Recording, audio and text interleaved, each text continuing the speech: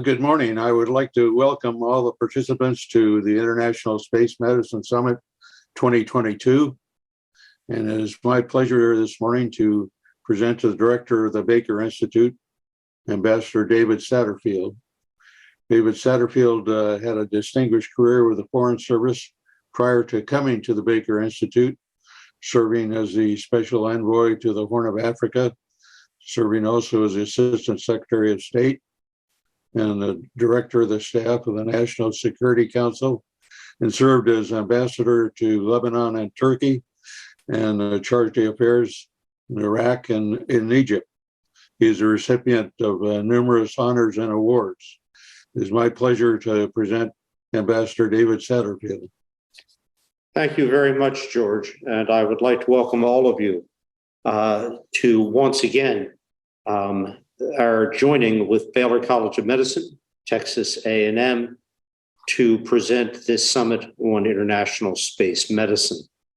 I'd like to give a special welcome to our international participants representing all of the international space station partners: Canada, the European Space Agency, representing 16 European nations, Japan, and Russia. This summit has provided a forum for discussion of the issues and challenges that have to be faced by the international community as we continue human exploration of space. In addition to a discussion of the problems and issues which we confront, this year's summit includes a NASA presentation on their next major initiative of the program to return men to the moon. There will also be a panel devoted to the lessons learned, of course, from the Apollo program of the 60s and 70s. We also have a panel devoted to education and STEM advances that will address the challenges of interesting and keeping interested young students in pursuing careers in science and engineering. They provide the foundation for science and for our exploration of space. It's their new ideas and thoughts, their commitment, their dedication that will provide the essential element in ensuring the success of all of our future endeavors in space. I think you'll find this year's agenda to be an interesting and a timely one. I wish you, on behalf of the Baker Institute, all success in your discussions and deliberations. Thank you. Thank you, Ambassador Satterfield. We are very pleased at the Baker Institute to join together in presenting the summit with Texas A&M University and the Baylor College of Medicine. And I would like to present Dr. Bonnie Dunbar, eminent research professor in the Department of Aerospace Engineering at Texas A&M University, and an astronaut that has flown 5 missions in space, who is our partner in presenting the summit. Bonnie.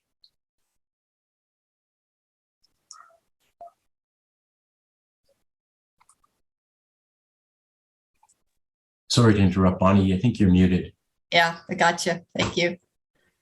First of all, I want to thank you for Ambassador Satterfield for your remarks, and for Mr. Abbey for your continued support and leadership of the International Space Medicine Summit.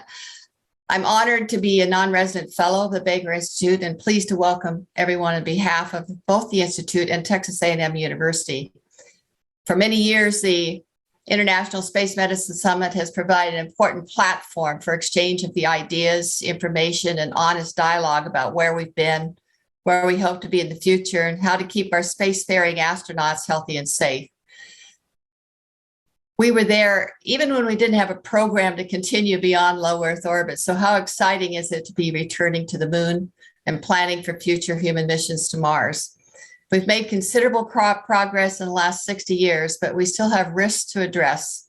In parallel with sharing the achievements and addressing the challenges of spaceflight, we also need to ensure that we inspire a new generation of explorers and medical researchers who will ensure that we keep humans healthy in LEO and who will pave the path for exploration to the moon and Mars. So please join us on Monday for our annual educational panel. A note on Texas A&M, we've always been a part of human space exploration, both in workforce development and education, as well as research, and in recent years, a financial sponsor. We recently stepped up our activities on behalf of human space exploration, and later in the summit, you will hear from our Dean of the School of Medicine, Dr. Amy Ware, as well as astronaut and former Aggie, Dr. Serena Auren Chancellor. Under both the Vice President for Research, Dr. Jack Baldaff, and our Associate Vice President for Research and Engineering, Dr. Dimitri Lagudis, we've initiated a series of internal faculty workshops to strengthen our support of space exploration for both NASA and the commercial space exploration companies. We look forward to being part of this program far into the future. So thank you for joining us today. Well, thank you very much, Bonnie. Our other partner in presenting the summit is the Baylor College of Medicine. And I would like to present Dr. Jeffrey Sutton, Director of Space Medicine from Baylor College of Medicine, to say a few words. Jeff. Thank you very much, Mr. Abbey. And on behalf of the Center for Space Medicine at Baylor College of Medicine, I welcome all of you to ISMS 2022. Since the very first summit held in 2007, Baylor College of Medicine has been pleased to work with the Baker Institute for Public Policy on this wonderful, informative, and unique annual conference. We're all very appreciative of you taking time to attend the summit. I too want to extend an especially warm welcome to our international colleagues and to our students whose participation we value very much.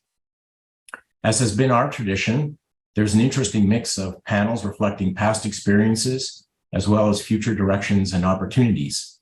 All of us look forward to learning from the collective wisdom of the panelists and in sharing knowledge, experiences, and perspectives. I want to thank in advance all the moderators and panelists and to acknowledge those involved in organizing this meeting. Richard Jennings, Leroy Chow, Bonnie Dunbar, Mike Barrett, and Igor Savalev have been instrumental.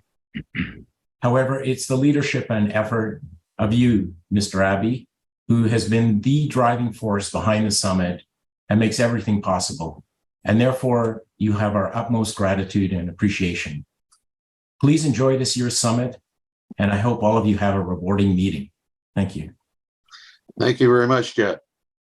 We're very fortunate this morning to have Dr. Neil Lane say a few opening remarks. Dr. Lane is a professor in physics and astronomy emeritus at Rice University. He formerly served as the provost of Rice University and was the assistant to the president for science and technology and director of the Science and Technology Policy Office of the White House, serving also as the director of the National Science Foundation and a member of the Science Board.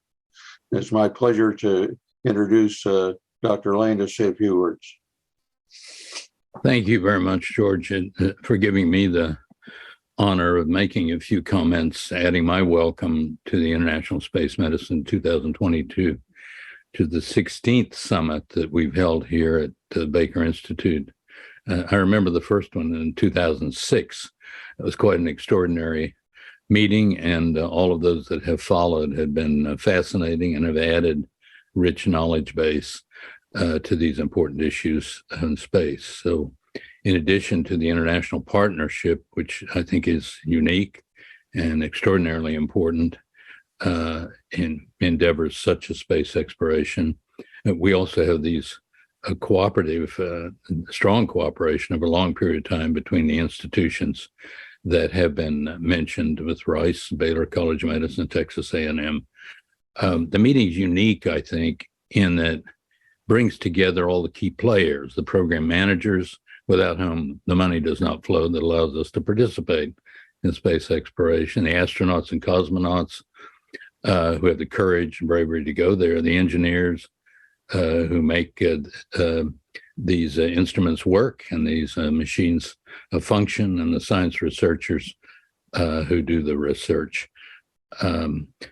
All these players play a key role in addressing the research needed to support human exploration in space and the issues, the challenges needed to overcome to ensure the accomplishment of that research.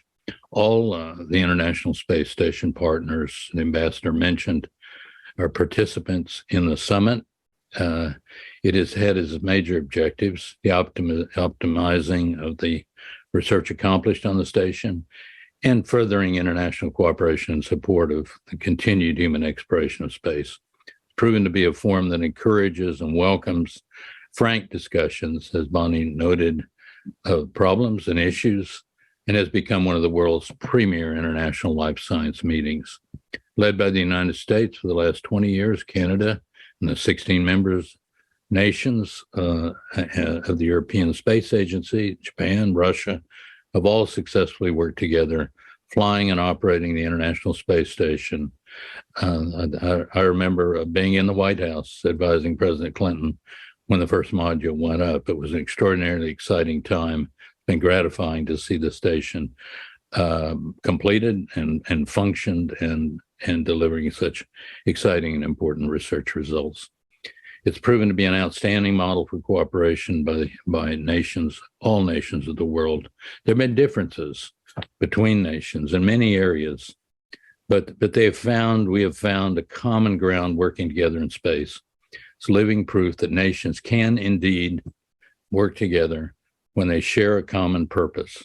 The discussions, the deliberations, and the recommendations from the summit are focused on furthering that cooperation and enhancing the research accomplished on the station. This year's agenda is focused on very timely and challenging issues, and I extend my best wishes for a very productive summit and look forward to hearing the recommendations. Thank you very much. Well, thank you very much, Neil. That concludes our opening ceremony. We're doing this virtually, of course, this year. We hope in the future to return to doing it in person at the Baker Institute. But this year we will continue to make use of our virtual capability. So the next panel will be resuming in about 10 or 15 minutes. So if you will tune into that, it's panel one is a presentation of NASA's plan to return humans to the moon. I think you'll find that a very interesting panel. And Bob Cabana, the moderator, has put together a group of experts that I think will do a good job of outlining the program. So I look forward to seeing you all at the next panel session. Thank you.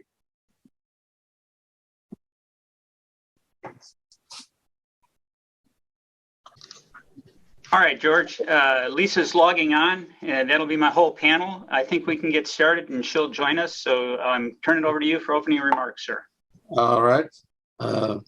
It's a real pleasure to welcome Bob Cabana, the Associate Administrator of NASA, to serve as a moderator for this panel this morning, which will be a panel that will outline the program, NASA's new initiative to return humans to the moon. Bob is a very experienced astronaut and manager. He has flown 4 space shuttle flights, and on his last flight, served as commander of Endeavour, the first assembly flight of the International Space Station. And he served also as the director of the Kennedy Space Center for many years prior to coming into his present assignment at NASA headquarters as the associate administrator. It's a real pleasure to have him moderate the panel, and he's brought together a group of NASA leadership that is going to outline the program. So let me turn it over to Bob. Thank you so much, George. It's a real pleasure to be here. Appreciate you inviting us to the Baker Institute to share where we're going with the Artemis program. I have to digress just a little. As Neil mentioned, the International Space Station, and you brought up Endeavour. Yesterday was the 20th anniversary of a continual human presence in space aboard the International Space Station. Anybody that's actually 22nd anniversary, anybody that's 22 years old or younger in the world has never known a time that there weren't humans living and working in space. And 2 years prior to that, when we put Unity and Zarya together, I don't know if you remember, George, but I was in your office after that flight giving you the debrief before we went to senior staff. And I said, George, I don't know how I could top that flight. And you said, well, I don't know why you'd want to try. And I've been wearing a coat and tie to work ever since. So the Artemis program, you know, it truly is a bold step. We are going back to the moon in a sustainable way. unlike Apollo, where we went for 2 or 3 days at a time, we're going back to live and learn to operate on the moon in preparations for going on to Mars. And it's a requirements-based architecture that we're putting together that will be sustainable. And that's the importance, that we have a sustainable program as we go forward. Everyone knows, I think, that Artemis is the twin sister of Apollo, very aptly named for this program. And I think it's important that when we go to the moon this time, we go with a diverse astronaut cadre. You know, we will be putting the first woman and first person of color on the moon with Artemis, going as the people of the United States and the world when we go back. And I think that's very important.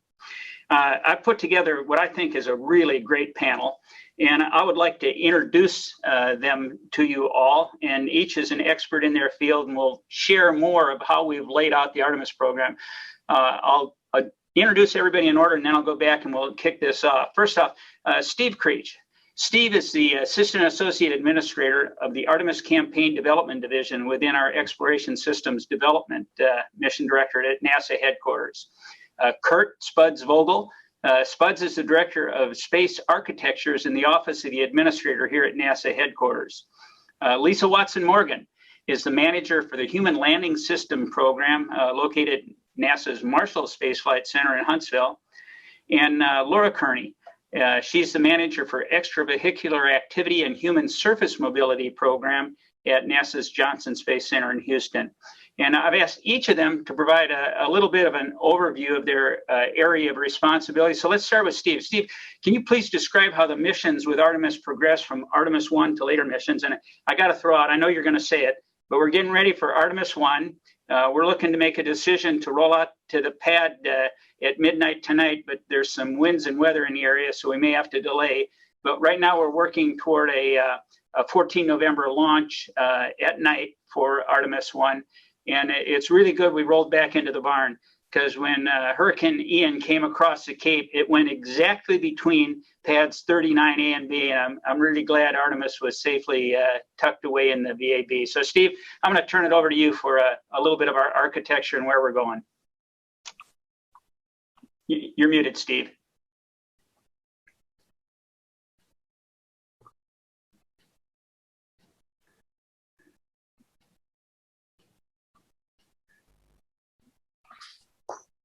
Now, Bob. Yeah, sound good. Okay, good. Sorry, I was not on the computer audio. Yeah, like Bob said, really exciting times with Artemis 1 coming up here in a couple of weeks. You know, the vehicle and spacecraft that's on the pad is really the operational kind of hardware that we're going to use to go back to the moon, with just a few things that need to be changed in the future. So we'll get a full shakedown of that design of vehicle and spacecraft and the ground systems. We're already getting a shakedown of the ground systems that support that. That test flight will not only prove out the whole vehicle, we'll get full re-entry speeds for Orion's heat shield and a lot of other flight test objectives. And then from there, the next step is, of course, Artemis 2, where we'll send crew beyond low Earth orbit for the first time. Do a lunar-free return, and then we'll progressively be adding capabilities to the Artemis campaign. Artemis 3, of course, brings on the human landing system and the suits, and so we'll be able to do a rendezvous in lunar orbit with Orion and the HLS, go to the surface and actually explore the surface of the moon for the first time since Apollo. And then it even builds on that. In between Artemis 3 and 4, the initial capability of the Gateway will be launched and be out in lunar orbit. And so Artemis 4 at the SLS will upgrade to what's called Block 1B, a more powerful upper stage. We'll actually take a part of the Gateway, a new element called the IHAB, the International Habitation Module, with us, what we call co-manifest as a payload. Be able to add that to Gateway, do a surface mission on Artemis 4 with our sustaining lander from SpaceX and new suits. Artemis 5 will actually do another Gateway mission to add another element of Gateway, another surface mission with the other sustaining lander provider. And we'll add the LTV, which is our lunar terrain vehicle that gives us a lot more range on the surface. Actually put out a draft RFP for that yesterday. So I could go on, but it's an exciting time, starting with Artemis 1 here in a couple of weeks, and progressively more exciting missions over the next decade. You know, since you mentioned the gateway going into this NRHO orbit, the near rectilinear halo orbit, the gateway is going to be in, that allows access anywhere to the lunar surface. We have a small sat built by Advanced Space that launched on a Rocket Labs rocket. That this little small sat is actually going to enter into NRHO on the 13th of this month and better define that orbit for us, preparing for a gateway. And that's been a huge success story for a small tipping point program that came out of STMD. And I think it's really important that when we talk about Artemis, you know, this is an integrated program. We're not going just as the United States. We're going in partnership with our commercial and industry partners, but we're also going in partnership with our international partners. And we can talk more about that and who plays what roles and so on. But we'll bring more out on Gateway as we talk. Spuds, I mentioned this was a requirements-based architecture that we've pulled together. And I'd like you to share a little bit on how we came to this architecture, how we've been refining it, and where we're going, and how it's so important it is to have it based on requirements as we go to the moon and on to Mars. Absolutely. Thank you, sir. So, I mean, to talk about Artemis, you know, I know that's sort of the focus is going back to the moon, but thought it'd be valuable that in the big scheme of things, given what Colonel let's talk about, you know, it's valuable to remind ourselves about the strategy and methodology we're using for the whole moon to Mars architecture. And so that strategy is guided by a robust systems engineering process and 5 interrelated principles. That systems engineering process, the foundation for that systems engineering process is the why. We don't start with the what, we actually start with the why. We begin and end with that. And the why really gets down to and it's what differentiates us, frankly, from our international competitors, such as the Chinese, as well as even our industry partners. When we talk about why, we're saying what is it that is the value to the citizenry, the people, the taxpayers, the people paying the bills from all of our countries. And so you get different answers. You ask 100 different people, you're going to get 100 different answers, but those answers fall they're binned into categories: inspiration, science, national posture, and the interrelationship between the countries. But that why, the answer to that, is a stable platform that stays stable and provides some resilience for us throughout administrations. And so, you know, the differentiation on that why, the reason I say it is different is that we have to keep in mind, we have to answer the question for all of our citizens. If you were one of our industry partners, they have their own reasons for going into space and exploring. Our friends in other countries might have their reasons, and there's usually somebody at the top that is making those decisions. It's their why. For us, it's a combination of all what the citizenry is motivated by. But that forms the foundation of a systems engineering process where we then have to define the what, and that's where the 5 interrelated principles come in. Colonel Cabana had mentioned a requirements-based architecture. It's another way of saying that is a goal-based or an objective-based architecture. This is where we're starting with the what up front, know what your goal is up front, and create an integrated plan to achieve it. The second principle is to, from that objective, architect from the right and execute from the left, meaning work backwards from the defined goal to establish the complete set of elements that will be required for success, and then execute that development in a regular fashion, integrating as you move from the left, you know, according to the established architecture. The third principle is constancy of purpose. Once we have that plan established, stick with that plan. The goal, the top level objectives, and the overall plan should be clear and remain consistent over time. The unity of purpose is the fourth principle, and that is that everybody, both inside and outside the agency, should be able to understand and articulate the vision, goals, and objectives of our program. And then probably the single most important piece, other than the objective-based approach, is the fifth principle, which is enhanced communication and engagement.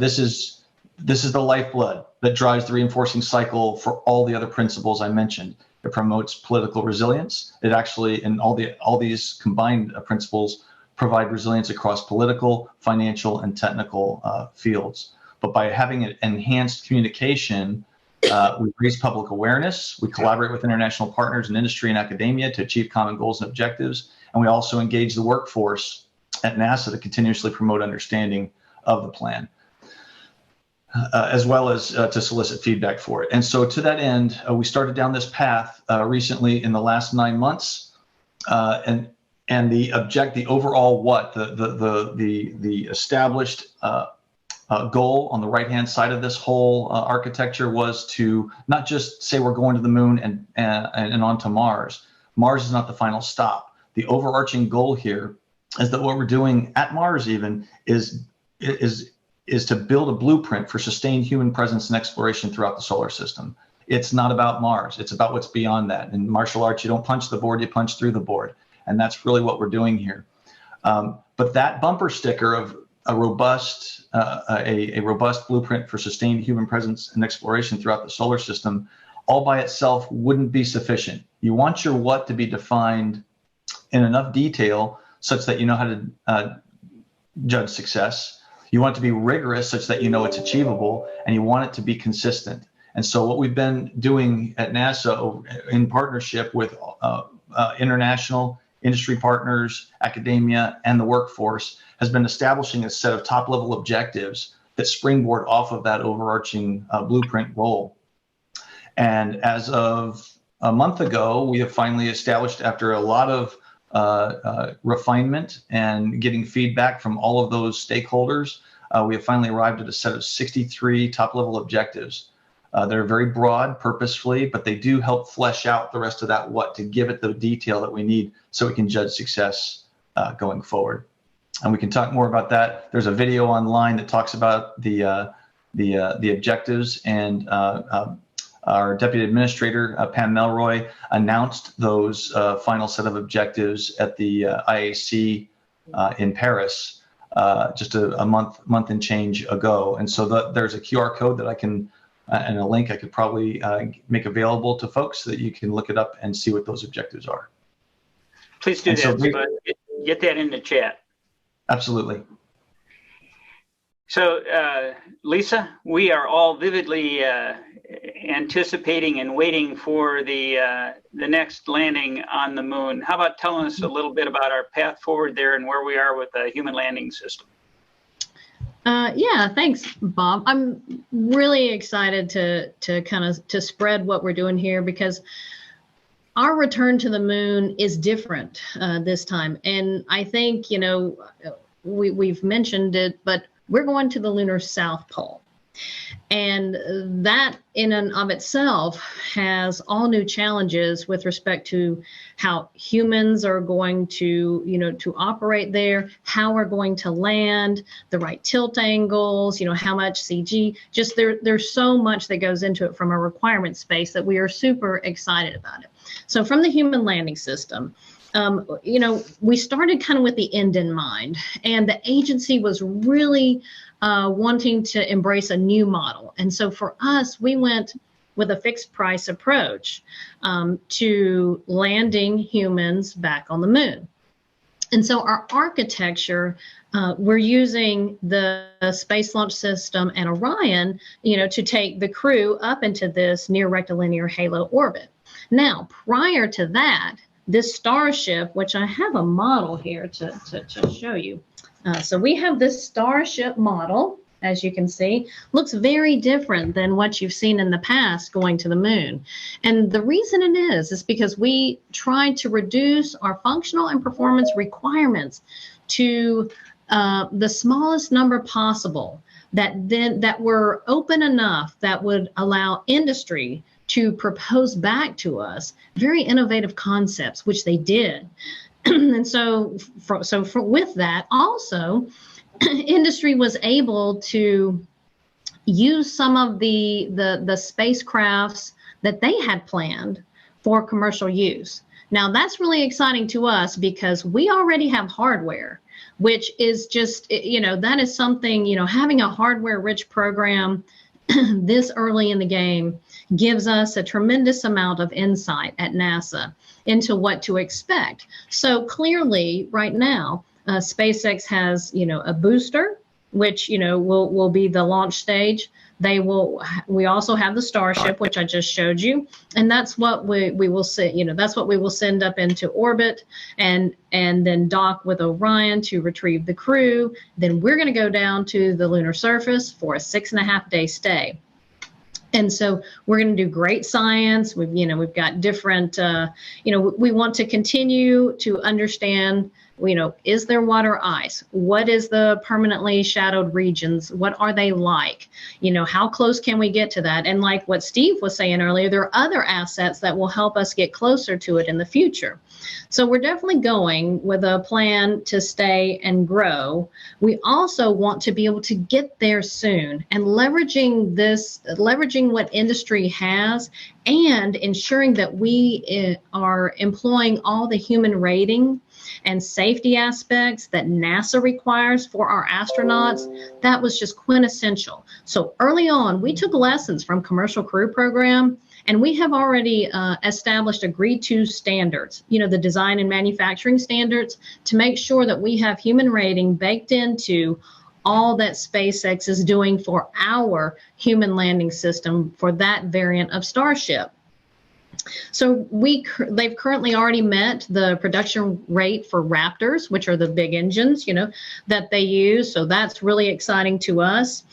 In addition, our NASA team is working hand in hand with them on issues or improvements, anything that they need. That's also great work for our team. And it gives us wonderful insight. So I said, I believe right now we've got Booster 7 and Ship 24 stacked and ready to almost destack, because we're preparing for an orbital flight test, which is super exciting because we need to get to orbit. We need to test out our systems, and we eventually next year will be testing out cryofluid transfer on orbit. All of those capabilities are super exciting. Again, we've got a lot of hardware. There's a lot of excitement. I would say the teams are working very well together. I think you're going to hear from Laura Kearney coming up soon, and her team and our team are working very closely to make sure we have suit interfaces well understood. So when the crew is on the surface, we are ready for whatever surface operations. And I'd say those are the highlights from the human landing system for Artemis 3. Thanks, Lisa. And I'm sure we're going to have a lot of questions about human landing systems and follow-ons, and we'll come back to you. But I want to get to Laura now. Laura, you got a huge challenge. We've got antique spacesuits on the ISS that we're keeping alive to continue to do operations up there. And I know you've been tasked with delivering a suit that both operates in space, but also a new suit that gets us on the lunar surface as well as surface vehicles. How about telling us a little bit about your strategy and where we're headed? Sure, Bob. Can you hear me okay? I'm on the right loop. Okay, excellent. Great. So yeah, about a year ago, the agency decided to create a new program, EVA and Human Surface Mobility. We did that for a couple of reasons. The first one, as Bob mentioned, is to focus on spacesuits. So the current EMU that we have on Space Station was developed in the shuttle era in the 70s, and it has been just a tremendous workforce for the agency. It was clearly part of the reason we were successful in assembling the International Space Station, a big wall of EVA. But that suit has been around nearly 50 years. We've got parts obsolescence issues and just life issues. And so we are building a new spacesuit that will replace the EMU that we have on the International Space Station, but also be the new Artemis suit. So the team worked really hard over the last few years to make sure we had a requirement set that bounded both the space station and the Artemis, what we call platforms. The suits are really, the requirement set is very, very similar from low Earth orbit to the moon. Of course, when we get to the moon, we have requirements to deal with dust and mobility and a gravity field. But for the most part, with the life support system, it's generally the same set of requirements. So we put out a request for proposal a little over a year now, asking industry to bid on both the space station and the Artemis set of requirements. And we awarded that contract in about the June timeframe. And we were very lucky to be able to award that contract to two companies, Axiom Space and Collins Aerospace. So we have both of them now working on the next generation spacesuit. Just last month, we announced that Axiom is the company that will be focusing on getting us to Artemis 3. So they are off and working to be there when Lisa needs us there for the Artemis 3 mission. And we are very close within the next month here to be able to state who it is that will be working on the space station suit. So a lot of exciting work going on spacesuits. At the same time, we have been making sure all of our facilities here at JSC that are very unique human thermal vacuum chambers are up and running and ready for our vendor partners to be able to come in and use to test their new suits. One of the really exciting tests we just completed not long ago, we have a 20-foot chamber that we take down to vacuum that we test our pre-breathe protocols in. Our pre-breathe, the atmosphere we're going to be operating on the surface is 8.2. We call it our exploration atmosphere. So we need new pre-breathe protocols to make sure we keep our crews safe.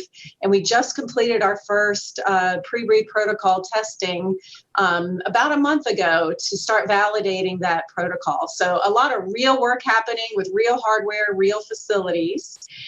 And then the other purpose for this new program, from an Artemis perspective, we wanted to bring together the spacesuits and the other elements that will provide the mobility aspect of the Artemis missions throughout the end of this decade. So also in our program, we have the Lunar Terrain Vehicle, which Steve mentioned, and we have the pressurized rover. The Lunar Terrain Vehicle, Steve mentioned, we just released our draft request for proposal on Tuesday. So it is out for industry feedback. We've been working really hard to understand the requirement set for that vehicle as well. Like Lisa mentioned, operating on the South Pole is really new to us. And so we've been learning over the last year how difficult it's going to be for these vehicles to be able to survive in the lunar environments with all the shadows and the thermal conditions and the lighting conditions we have to deal with. So I think we have a really good sound requirement set on the LTV, and we're really looking forward to getting our industry feedback so that we can release our final here in a few months. And then our pressurized rover, it's a new element, unlike anything we did in Apollo, where we'll be able to actually have a small habitation element, a pressurized vessel on a mobility platform, which will allow the crew members to be able to explore even farther away in a shirt sleeve environment from the lander. And so we're between the suits and the LTV and the pressurized rover, we're really working hard to make sure we understand the operational concept, how they will all work together, so that we can really get some great science through all of these surface elements as they come together through the end of the decade. So absolutely, thank you, Laura. And I had the privilege of getting down to JSC not too long ago to meet with Laura's folks in the lab. And what you're doing is absolutely outstanding. The design work that you've done, the engineering work, the lab, and how ready you are for this. I was truly impressed, and I thoroughly enjoyed my visit. One thing I want to point out, we had issues with the old EMUs. From a size and fit point of view. And I think one of the things that's really important with this new suit, it's going to accommodate all of our astronauts, all of the anthropometric sizes, so that everybody can equally function to the top of their ability in an EVA suit, whether it be on International Space Station or on the lunar surface. The other thing I'd like to point out is when you're talking about the Lunar Terrain Vehicle, the rover, a unique aspect about this is if we're only going to the moon once a year with humans, that's a long time that vehicle is just sitting there right? But we're looking at the possibility or the capability to use it as we use the rovers on Mars for actually doing science remotely when we do not have a human mission to the moon. So I think that's a unique aspect of it also. Now, I've got some questions. I've got one question. Please feel free to submit your questions. I've got more for the panel that I'm going to ask, but if you have questions, go ahead and submit them, and the panel will take those also. The first question I have online is, will NASA stand in the way of commercial outfits who may travel to or land on the moon before Artemis? And no. So one thing I want to point out, we're already having other folks travel to the moon as part of prior to Artemis landing on the moon. We have the CLIPS program that comes from our Science Mission Directorate. And right now we're looking at 2 companies landing on the moon next year, Astrobotics up in Pennsylvania and Intuitive Machines down in Houston. And through this process of the CLIPS program, they are getting paid to develop a lander and land on the moon and bring NASA science to the moon, but it doesn't cover the whole cost of going to the moon. They have their own skin invested in the game too, and have gone out and gotten other payloads. So we're going to be landing on the moon a lot sooner than we will with Artemis 3 and preparations for our Artemis program. And also it shows the integration of our Science Mission Directorate with exploration. And I think that's really important. So are we going to stand in the way? No. We look forward to enabling everybody to be able to go to the moon. We'll see how it works out. You know, and as we are developing a commercial LEO market, you know, beyond space station, we have commercial LEO destinations where we have commercial space stations. You know, eventually we would like to develop a commercial lunar market as we explore beyond the moon. So please, yeah, go ahead, Spuds. I was going to say, if you don't mind, I'd like to add into that as well, that when you look at the objectives, you know, you back out and you think, okay, you'll see there's very key in some of the language in there. We talk about some of the objectives talk about demonstration versus develop. And when we're talking about developing capability, we mean we need to develop with our partners the full capability to accomplish our objectives. In some cases, especially in the infrastructure, there are demonstration objectives, and those mean our intent there is that we're going to accomplish some initial capability just to demonstrate that something can be achieved, and then looking to our international and industry partners to take the next steps. Well, if someone were to bite off one of those early, that's just one less thing that we have to demonstrate. We're always looking for areas where we can have common goals and objectives, and if our international or our industry partners are accomplishing things in that regard, it fits right in with those objectives. Absolutely. Thanks, Spuds. Again, please feel free to submit your questions.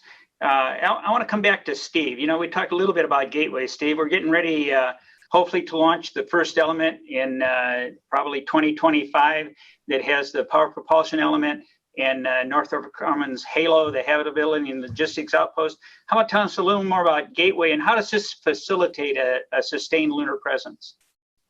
Yeah, thank you, Bob. You know, the first thing I want to talk about is go back to something you said earlier, that this kind of endeavor, we absolutely have to have our international partners to be able to do these kind of missions, and we want to.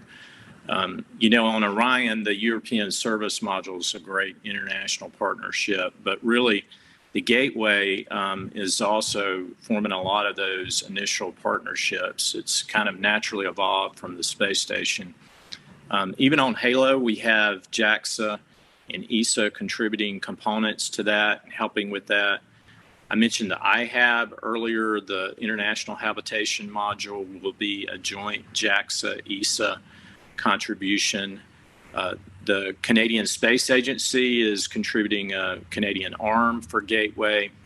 And then, you know, Esprit is an ESA contribution. So really Gateway, a lot of the next step of international partnerships and exploration are happening there. The other thing I'd say is even the initial capabilities gives us a research kind of environment for crew and medical research. We have payloads. The Gateway has initial payloads on even that initial launch, and to be able to host other payloads. So there's a lot of use of Gateway itself. In the midterm, when we're doing missions to the surface, Gateway is a part of that architecture that really helps us with surface missions, because we stage at the Gateway, we bring the crew and Orion there, and then HLS comes and stages at the Gateway, is waiting there and takes the crew to the surface. We'll be able to leave crew on Gateway to be able to do research. We'll be able to, Gateway has a logistics capability, so we'll be able to take logistics to the Gateway to help offload the human lander and appropriate, and also for science coming back. So it really is integral to our lunar surface mission.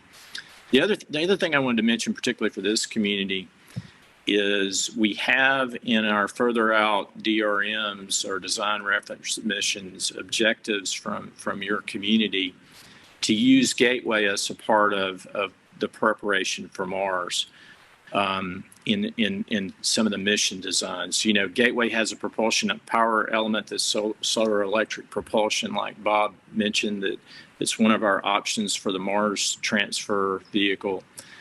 We also later will have something called a transit hab. That's a really long duration, very closed loop ECLS kind of demonstration of the kind of system you'll go to Mars. And our plan is to use, if you think about a Mars mission, it's not just the surface, it's that long outbound and long return. And so some of the DRMs that your community is asking us to do is further out is to have crew on the Gateway in that transit hab for long durations, then send them to the surface to a partial gravity environment, then come back, and so that your community can learn about the effects on humans and help us prepare for that Mars mission. You know, also on that, Steve, when we do have crew on the Gateway and not on the lunar surface, it allows us the capability to do remote science from Gateway on the lunar surface, utilizing the rover and other assets. So I think that's another unique aspect of it. Yeah, absolutely. We'll use the Gateway as a relay for comm. It'll have a lot of, and it really, that analog to a Mars mission, I think it helps us. So I'm going to come to you, Spuds. I got a question for you, but before I do, we got another question online here, and this is a great question. I'm like, Laura, you have really studied this, and I think you can explain it better than me, although I could. Given how long it takes to develop a spacesuit, is it realistic to expect Axiom and Collins to design, build, and test a brand new suit in less than 3 years, assuming 2025 is the target date for the first landing? How about explaining how you have met that requirement, Laura? You bet. I'd be glad to. Yeah, so I think we're actually in a really great posture there. And the reason is that we have been spending many, many years developing a new spacesuit on the government side. We call it the Exploration EMU. And it actually started a decade ago at a low TRL level, where we were just working on individual technologies like the rapid cycloamine, the SWIMMY, things like that. But over the time, we have actually packaged it into a full assembly spacesuit, both the life support system and the pressure garment. And it's really what we would consider a CDR level of maturity. So on the government side, we've put a lot of energy into that spacesuit. We actually spent this last year fully testing it in our vacuum chambers, and happy to say it's performing extremely well. So we know we have a design that meets our requirement set. So what we did is similar to Lisa, when we put our acquisition out, we put out higher level functional requirements. We did not specify that the contract awardees build that unit to print. But what we did do is we created a technical library, made sure we had all of the right IT, cybersecurity controls on it, but we gave access to bidding companies to over 700 pieces of documentation related to that XEMU. So design requirements, specifications, drawings, test reports, all of those things we made available to the bidding companies for them to use however they saw fit. Like I say, we did not require that they use it, but we made it available. And we knew because of the schedule constraints, it would be likely that they would leverage that heavily. And that's definitely what we saw back in the proposal. So even though the contract is just now coming on because we've made so much progress on the government side and the companies are leveraging that data, we really, really have a great head start on that effort. So I'm feeling really good about it. Everything we do in spaceflight has development challenges, and so I'm sure we're going to cross those same challenges. But given the maturity of the government effort, I think we're in a really great posture going forward. Great answer, Laura. Thank you so much. Hey, Spuds, I got a question for you, and it's, you know, in your opinion, what's the key to assuming this new strategy is successful? What's going to make it sustainable through changing administrations so that we can stay the course? Yes, sir. It's a great question. In fact, that's sort of the principles themselves were designed, I believe, with resilience in mind. So the keys to making this happen are really twofold. I think that we talked about the principles, but I really think there's two tenets that you could wrap around that are key. The first is the communication piece. It's the lifeblood through this whole thing, and the engagement, both inside and outside the agency. If people don't understand what we're doing, for example, NASA has always done a good job of highlighting our successes and can demonstrate and put and showcase all the good work that we're doing. But we're going to go a layer deeper with this. We're actually wanting to share and get engagement and feedback and participation from people from academia, from industry, from our international partners, and from the workforce into the details of what we're doing here, so they have awareness of what's going on and can contribute to it, and we can have the common goals and objectives. And that helps the resilience. It helps people understand. I call it the constant drumbeat. As we keep tapping our foot to that beat, people will tap along with us, and we'll be on this path together.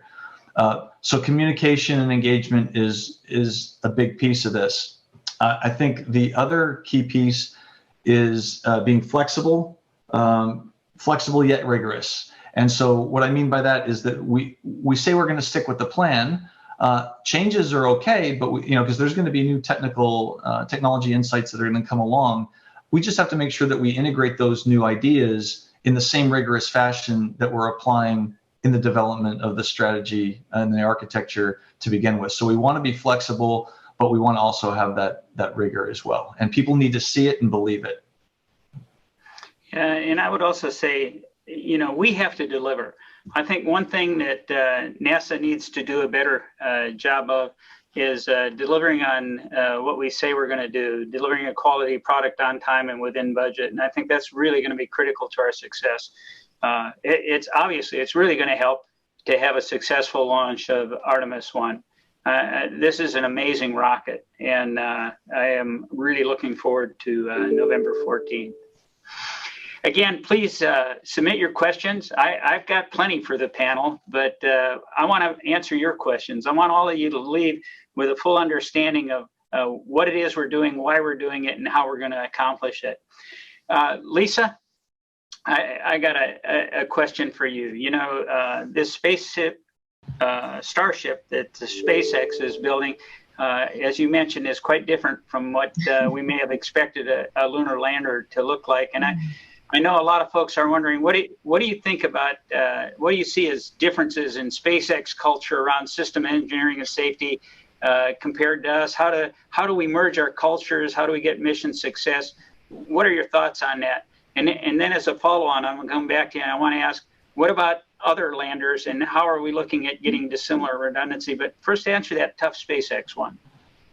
Absolutely, Bob. And that's really important to merge the cultures. And so there's actually a lot about SpaceX that we as a program and as NASA really resonate with, and that's their rigorous, test. So they work hard, build prototypes, test, learn, regroup, update, test. And so that mentality, it's a fast way to really get real-time data on your system.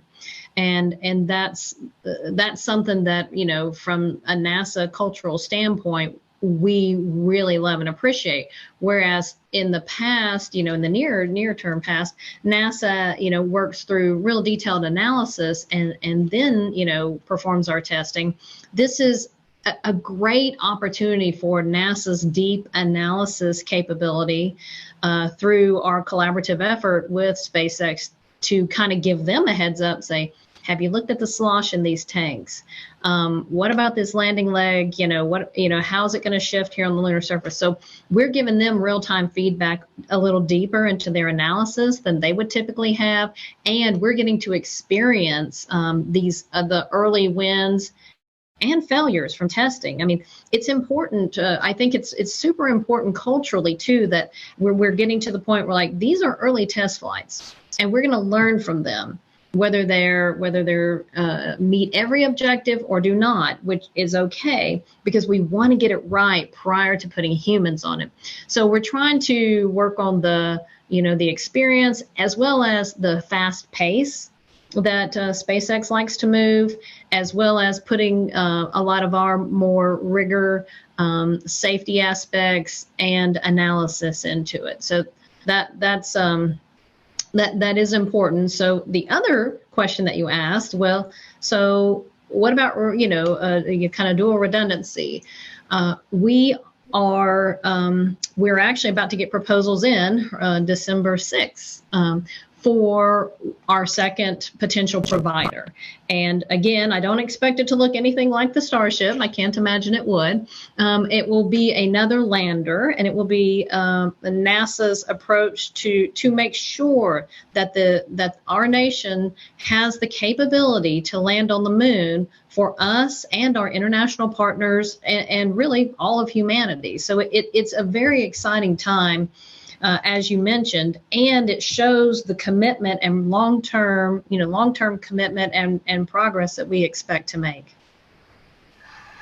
So, and I want to go back to SpaceX a little bit. What we've learned through commercial cargo, commercial crew. I mean, when we first started out, we were pretty far apart, and they've become more like us, but we've become a little more like them too. And I know on issues in the commercial crew program, we work together to solve them. Our engineering team is intimately involved. I mean, we're embedded with them as we work the issues on commercial crew. And I see that same culture transferring over to our human landing system, where you have engineers embedded with SpaceX down at Boca Chica. It's kind of interesting. We have engineered the Space Launch System to be absolutely perfect and work flawlessly on the first try.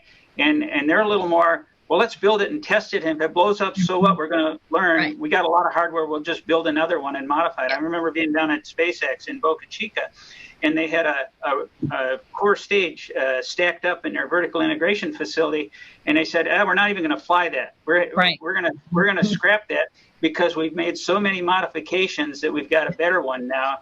And I looked at their assembly line for these Starships, and 3 iterations down, they've already changed the design of the next one that's coming off. And so they're hardware rich with test articles as they learn. It's an interesting approach. It definitely is. I got another question here, a couple more. Can you please share with us insight into EVA requirements for constructing Gateway? So, Steve, I'm gonna send that one to you. Right now, we're looking at a totally robotic construction, correct? That's correct, Bob. And I will say that we are looking at adding an international partner for an airlock. Right now, we don't have a airlock on the Gateway in our baseline, but we are exploring that, not for construction, the docking of the different modules and elements of Gateway we'll do, like you said, without EVA. But our lessons learned have from Station, Dan Hartman and his team that have a lot of heritage in Station that are running Gateway, is that for contingency reasons we may need EVA capabilities. So that's a potential that in the future we will have an airlock on Gateway. And then I don't know if Laura wants to add anything, but definitely her suits will be compatible with both Gateway and the surface and space station. You want to comment, Laura? Sure. Yeah, the way we make sure we are compatible, because EVA is one of those things that touches almost everything. So we do that through a couple of products. One, we have what we call an EVA compatibility document, and it's kind of like a general specification that says if you want your vehicle to be EVA compatible, these are the types of requirements that you need to consider. And then, of course, we have EVA to various vehicle IRDs. So EVA to Gateway, EVA to HLS, EVA to a rover, an LTV. And it's our job within our program to try and keep the consistency and the compatibility across all of those various IRDs. We've worked really hard to kind of set the interface. For example, our program, along with Lisa's, we basically we meet at the interface at the airlock wall. So that allows the suit interface to be locked, but Lisa's vendors to be able to kind of innovate on her side of the interface. So we control it through a compatibility document and interface requirements documents. Thanks, Laura. This next question, and this is an aerospace medicine conference, it comments on space, a follow-up on the culture question at SpaceX, and it has to do with the space medicine community having significant concerns about the company's lack of aerospace medicine specialists. And I know they do have a former NASA flight surgeon with them, I believe. I would just say, first off, when it comes to NASA requirements and how they meet our mission requirements, there should be no concern. Our medical experts are, J.D. Polk, our medical health authority, technical health authority, we are actively engaged in every vehicle that they develop to meet our requirements for NASA astronauts operating not just in LEO, but when we go to the moon. So from that point of view, I have no concern. Now, from a commercial point of view, that's not NASA's responsibility. And I can't comment on that, on how they're going to get certified. This is still an area where we do not have requirements. As you know, for commercial space right now, the FAA certifies the safety of the public for launch and landing. They do not certify crew, okay? And there are no requirements right now for crews on orbit. If it's a NASA mission, that's our responsibility, and we certify. We are the ones that say it's safe to dock with the International Space Station. As we evolve and we go to the moon, I think just as the FAA ended up, eventually there were requirements for flying people on airliners, there will be regulation for flying in space. But right now, we do not have control over what they do with their totally separate commercial missions. And whether it be right now, the way things are going to the moon or wherever. But when it comes to NASA astronauts being on it, I can assure you our health and technical medical authorities are intimately involved, and we will ensure that those vehicles are safe from our standards. Let's see. Hey, Bob, can I add just real quick to that, if you don't mind? So, right, the health and medical technical authorities or the chief health performance officers are a team member and on our boards for the human landing system. Also, there's the HMTA standard 3001. I believe we've issued around 500 requirements onto SpaceX. We did start with this high level functional performance. And within our requirements documentation, we have interfaces, we have human safety requirements, and we have other aspects that they clearly have to follow. And we also have we have crew office hours to where the crew and other medical, the crew and their medical staff can go to SpaceX. They go monthly, and then SpaceX is very responsive. I would say that's one thing, just from, I think, commercial crew experience, we definitely have that benefit. They are super responsive to the things that the crew needs, from hygiene to medical, auditory, pre-breathe, all the things that are important for a safe and healthy crew member to do their activities on the surface. We definitely have that. Thanks, Lisa. And I stand corrected. There was SpaceX does not have an aerospace medicine medical doctor on their team. They have others, and I was thinking of Axiom. But again, I stand by what I said and what Lisa provided. We will ensure from a NASA point of view that everything is correct. The next question here has to deal with, I think Lisa actually answered this, but we are going out with another competition for a redundant lander. In it, Dynetics and their system, they can bid on it, and absolutely there is opportunity for more than just the SpaceX lander. Let me go back to Laura. So you want to expand a little bit more? You kind of commented on it. Spacesuits and rovers, and how they're being developed different from Artemis than they were for Apollo, and how it all integrates. Sure. So from a suit perspective, Bob kind of touched on a couple of the aspects, right? I mean, physiology is still physiology. The suits still have to do the same job they did back in Apollo. But clearly we have made a lot of technical advancements that will really show improvement in these suits. He talked about the size. We do have the 1st percentile female to 99th percentile male requirement.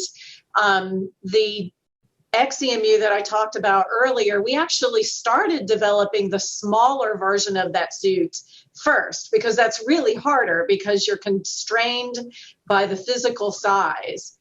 So we have proven that we are able to fit these smaller crew members and then have easy adjustments to fit the larger crew members. We've also included a lot of mobility elements. If you've seen, the video of Apollo, they're definitely bounding around, jumping around. What you don't see so often is how often they fell.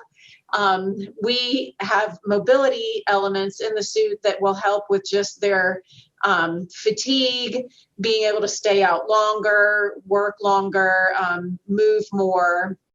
And then, of course, informatics, things just like the amount of data that the crew is going to be able to take in, where the suits are communicating with the LTV for relative navigation. Just a lot of improvements you see on the suit side.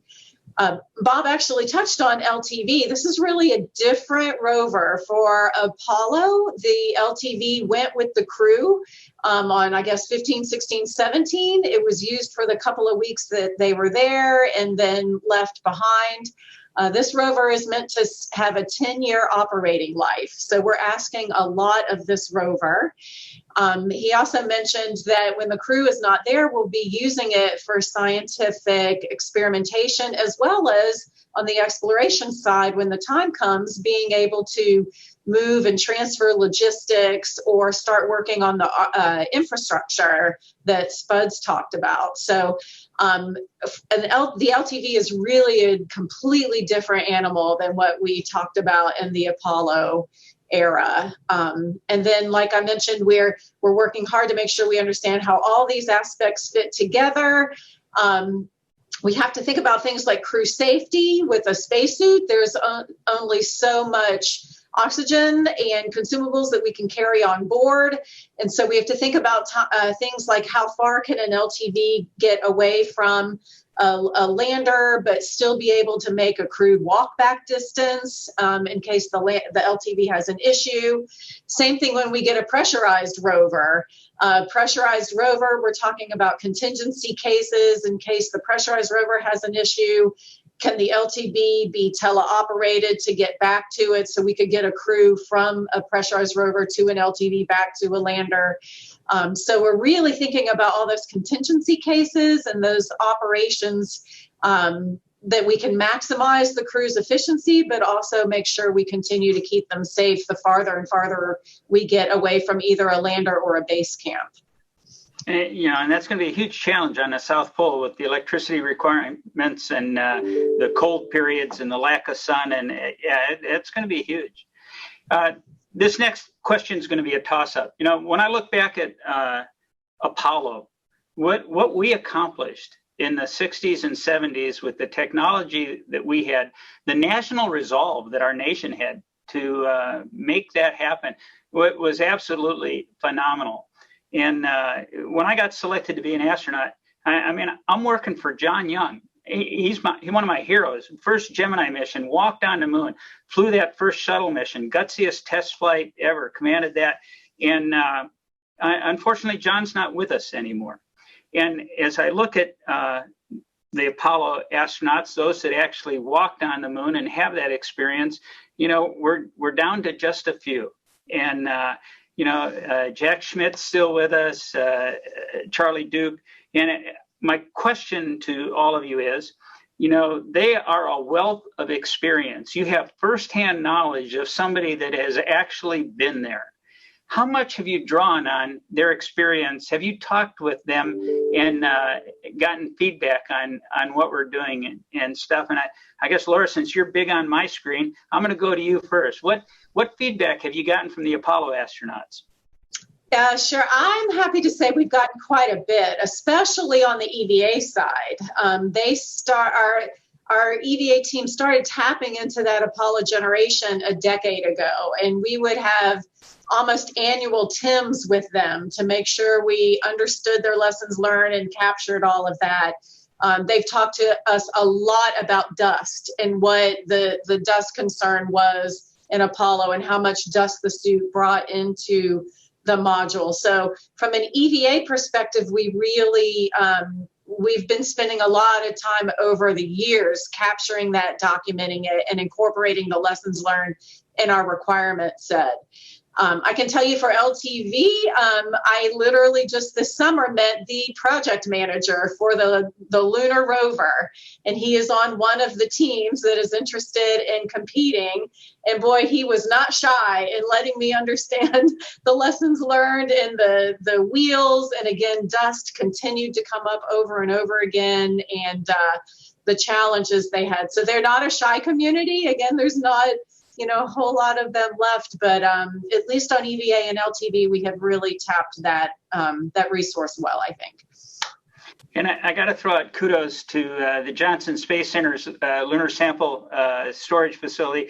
I think many of you know that a sample from Apollo 17 that has been hermetically sealed since 1972 was recently opened to take a look at this rock with today's technology 50 years later. We are still learning from those lunar samples from 50 years ago, and they're treating it just like a new sample that has been brought back.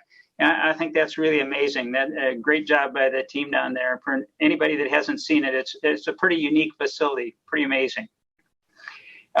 Laura, Lisa, did you have any comments on hearing from the Apollo guys at all? Yeah, so we do, we have Ron Krill, who used to be at the center here and a part of the rover team, and he is very outspoken, and it really, for us trying to say, you don't understand dust, this thermal environment. So we're learning from people who have experienced it in the past. And so while not necessarily with Jack Schmidt and Charlie Duke, other than answering questions that they have, which is very insightful to some of the concerns that they have and areas of focus where we're starting to perform deeper insight. Thanks, Laura. Hey, Bob, I will throw in that we actually did just have Jack Schmidt in. We have a facility here at JSC in one of our laboratories that simulates the lunar terrain. and we provide them VR goggles so they can feel like they're out and walking or driving a rover. And Jack was in the lab just over the summer, and so it was good to get his feedback from that lab. So what did he say? What was his feedback? Do you have a pretty good simulation down there? This looks very real. This will be a useful tool that we'll be able to use both developing the vehicles and in crew training. Thanks. Let's see, we got another question here. What improvements are made for better maintenance of the new suits? And I imagine it's probably different depending on a lunar suit or a suit on orbit. Can you comment on that, Laura? Sure. So I have to give a lot of kudos to the suit community in general. They are big on lessons learned, but they've also had the advantage of going from Apollo into shuttle, into space station. The XEMU that I spoke about earlier was actually designed specifically with maintenance in mind. So it is a big deal with today's EMU for an astronaut to tear into that thing on orbit. It just was not made to be worked on orbit. But this new suit is very modular. The back plane is built such that the components can actually plug in and come right back out again. So the whole fundamental architecture and the basis behind the XEMU is there with maintenance in mind. You know, we kind of briefly addressed it, but what do you think some of the major challenges are of operating at the lunar South Pole? We have definitely learned, again, with the lighting conditions and the thermal. I think we really didn't fully appreciate it until our science folks started piecing together the LRO data, and you realize how these shadows appear over the lunar surface over time. There is not a lot of light there year round. So everything from thermal conditions, which are going to drive your power systems, to just simply driving. I can tell you, in the same simulated environment, you get in it, and depending upon the sun angle, there can be a crater 2 feet in front of you and you have no idea. You can't see it at all. So the lighting, I think, is going to be really tricky. And then again, just the thermal conditions that we're seeing is going to be a challenge.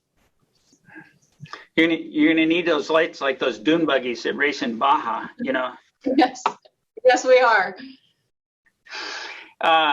Spuds, back to you. You know, NASA's got a storied history of achievement in all that we've done. What do you think is different about this new strategy of extending a human presence in our solar system compared to where we've been in the past? So in a way, it even ties back to the previous question you were asking about, you know, leveraging lessons learned from the past. We're at an inflection point here. We're in a unique situation where you've got, for example, the program for Moon to Mars and the Artemis program has not changed from one administration to the next. 2 data points make a line, and so we have an opportunity here to achieve some success and keep that momentum going. In 1989 is when President Bush 41 announced SEI. That was 33 years ago. And so there had been a lot of ups and downs along the way. And one big kind of downturn was, when Constellation hit that speed bump and got canceled, a decade and a half ago. And so the big change, when you take a look at it, everything about what we're doing has resilience in mind. So we can keep on with this inertia of the political resilience, which is also fed by financial resilience and technical resilience. And unfortunately, what happened in the wake of the Constellation cancellation is we had shifted this whole idea of Moon to Mars into a capability-based framework. And that was just sort of a necessity at the time. What could we accomplish at the time? And we'll figure out the integration along the way. So we were just sort of working on parts.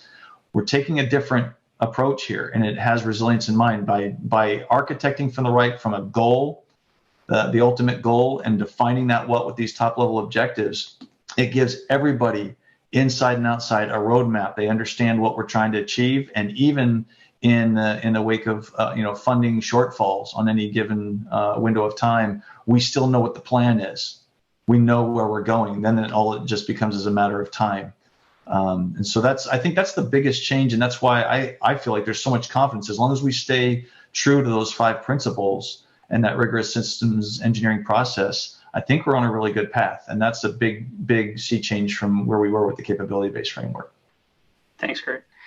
So we're nearing the end of our time. I don't see any more questions in the Q&A. What I'd like to, everybody pull your thoughts together, because I'm going to ask you for one final closing comment from your area. Before I do that, Steve, I have another question for you. What do you think the biggest impediment to our success is going to be? What's your biggest challenge from your point of view for the Artemis program? Yeah, I kind of resonate with what Spud says. Is what we really need is consistency. You know, developments take a long time, and so that consistency of purpose, of not changing what we're doing.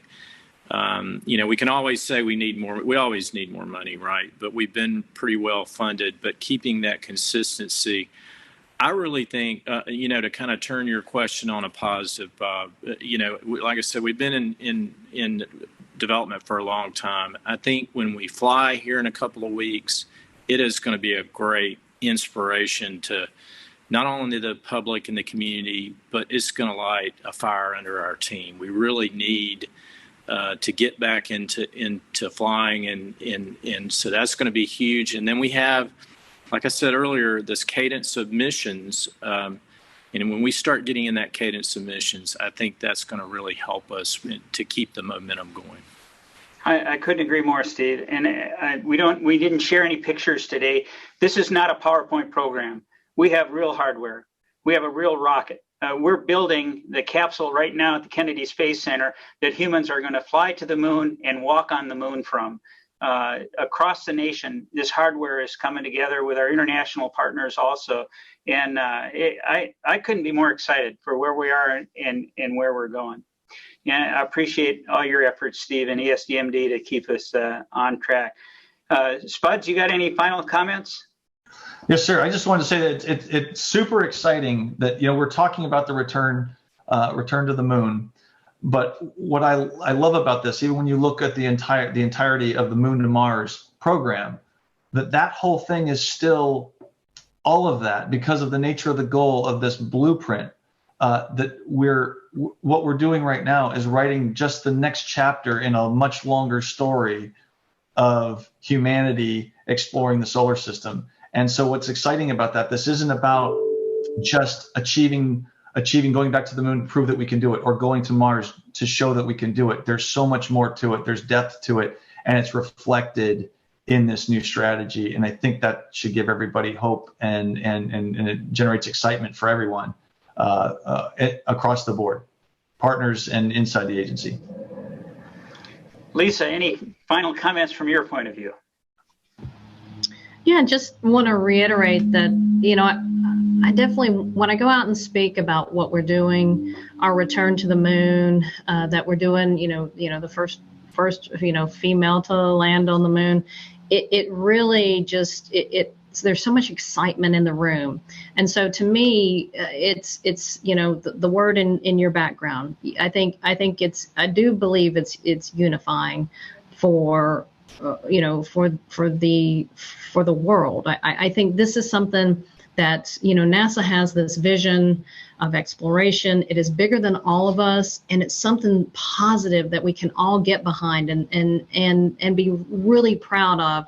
And then, you know, what is it going to lead to from the body of knowledge and you know, expanding our textbooks and really understanding so much about physics and science, and then the spin-offs of technology that then will help us back here on Earth. I just, you know, the inspiration. So I guess for me, I am super excited about the hardware and all that. I'm also super excited to see where this will lead with respect to unity and vision and exploration. Thanks for pointing that out, Lisa. That, for folks that don't know, that's the backup emblem for the Unity module on the International Space Station, and they gave it to me when I left the Johnson Space Center, and it's hung over my desk or in my office ever since. And I truly believe in that. When we do this, we need to do it in a united manner, and unity is definitely the goal. Laura, any final comments?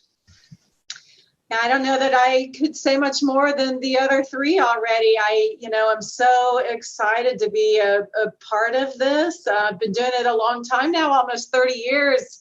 But I can tell you there's an energy and excitement today that I haven't felt in our community for quite a long time. And, you walk into conferences and what used to be 20 booths is now 200 booths, and all the companies that are in space now that weren't in space a decade ago. So the whole unifying and bringing everybody in just makes it an exciting feeling like we're all in it together. I'll give you again just a data point. Our LTV interested parties list alone was nearly 150 companies, which would have been unheard of, 5 years ago or more. So people are really, really excited. And I love the fact that we, NASA, can be the glue, the integration glue, the architecture glue, that the inspiration that can bring all of these people together to do really great things. I totally agree, Laura. NASA leads. NASA sets the course. NASA builds the partnerships between our companies and our international partners, commercial partners, as well as our international partners as we go forward. And I think it's really important that we're doing that integration and setting that course forward. George, thank you so much for inviting us, allowing us to share our passion for NASA's Artemis program, our nation's Artemis program, as we go forward. I hope that it was informational to everybody. Anybody that has any questions, you can send me emails direct. I'm really easy to find, robert.d.cabana@nasa.gov. And if I can't answer it, I'll get somebody who can. It's been a true pleasure. And George, thank you for your leadership of over the many years and decades of America's space program and your active participation. You're a model for all of us to keep working and stay involved. I'm not dead yet. I got a few more good years left, and I'm still here for the long haul. I'm going to see this through. So thank you so much, and thank you to all my panelists for participating today. You guys did an outstanding job. You make my job easy. Thank you. Well, thank you very much, Bob. I don't know whether you got any questions from the audience at all. I did get some Q&A ones that I answered throughout the talk. I've been watching chat. I don't know if anybody else, I'd be happy to take more if anybody's got more, but I haven't seen any. You can raise a hand too if you're on the screen and you want to speak verbally and not submit it in writing.